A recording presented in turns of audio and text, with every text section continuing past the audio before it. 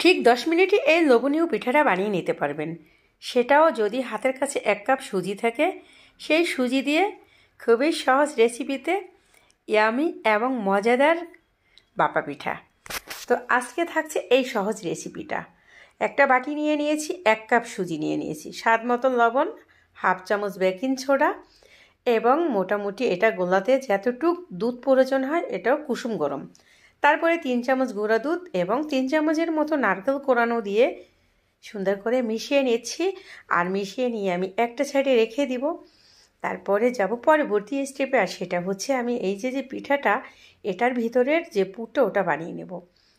3 চামচ তেল আমি একটা কড়াইয়ে ভেজে নিচ্ছি, আর 2 মিনিটের মতো ভেজে নিয়ে এখানে দিয়ে দিব 1 কাপের থেকে একটু কম গুড়। তো গুড়টা দিয়ে সেমভাবে আমি নারকেল কোরানোও দিব, আর 2 চামচ পানি দিয়ে দিয়েছি। তো এখন আমি নেড়ে চেড়ে ভিতরের পুরটাকে বানিয়ে নেব। তো মনে হয়েছে গুড়টা একটু কম, তারপর আবার 2 চামচের মতো আমি দিয়ে দিয়েছি। আর মোটামুটি নেড়ে চেড়ে সুন্দর একটা ঘেরান ছড়িয়ে যাচ্ছে। তো ভিতরের পুরটা কিন্তু আমার মোটামুটি বানিয়ে নেওয়া শেষ। আর এটার থেকে খুব সুন্দর একটা ঘেরান বের হচ্ছে, যেটা না মানে কি বলবো, ঘরটা মৌ করছে। তো নামিয়ে একটা সাইডে রেখে দিব। এখন আমি এখানে পানি বসিয়ে দিয়েছি একটা সসপ্যানটা, মানে রাইস কুকারের যে সসপ্যানটা ওটায়। তো পানিটা গরম হতে হতে এখানে আমি কি করব, পিঠাটা মানে তৈরি করে নিচ্ছি, রেডি করে নিচ্ছি। তো আমি 3টা নিয়ে নিয়েছি ছোট্ট কাপের মোল্ড এবং 2টা স্টিলের বাটি। তো কড়াটা আমি তেল ব্রাশ করে নিয়েছি। এখন 1 চামচ করে ওই যে ব্যাটার বানিয়েছি সুজির, সেটা দিয়ে দিচ্ছি। তারপরে যে ভিতরে দিব নারকেলের পুরটা। তো সুন্দর করে সবটিতে দিয়ে সুন্দর করে দিয়ে দিতে হবে। তো দিয়ে দেওয়া শেষ, আবারও সেই সুজির ব্যাটারটা দিয়ে দিচ্ছি।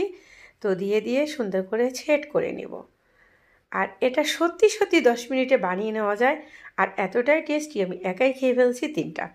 তারপর উপরের সাইডটা দিয়ে একটু আমি কাঁচা তিল দিয়ে দিচ্ছি, আর দেখার সৌন্দর্যের জন্য কিছুটা কিশমিশ দিয়ে দিচ্ছি। অবশ্য কিশমিশ অনেকেরই পছন্দ, বাট আমার পছন্দ না। তো তারপরও দিয়ে দিচ্ছি। আমি কিশমিশ ফেলে দিয়ে খেয়ে নিয়েছি, আর যাদের পছন্দ তারা এই পর্যায়ে খেতে পারেন। তো পানিটা ফুটে উঠেছে, এখন আমি পিঠাটাকে দিয়ে দিচ্ছি। আর এই পিঠাটা দেখতে যতটা না লোভনীয়, খেতে তার থেকে 3-4 ছিল টেস্টি। তো আমি ছিদ্রটাকে একটা লং দিয়ে আটকে দিয়ে 12 থেকে 15 মিনিট অপেক্ষা করছি। দেখেন কতটা সুন্দর পারফেক্টভাবে পিঠা হয়ে গিয়েছে। এখন আমি নামিয়ে নিচ্ছি, আর নামিয়ে নিয়ে মানে এই বাটি থেকে আমি একটা প্লেটে নিয়ে নেব। তো একটু ঠান্ডা হওয়ার পরেই সে কাজটা করব। তো মোটামুটি ঠান্ডা হয়ে গেছে এবং চাক্কু দিয়ে আমি একটু ছাড়িয়ে নিয়েছি। দেখেন পিঠাটা কত সুন্দর উঠে গিয়েছে।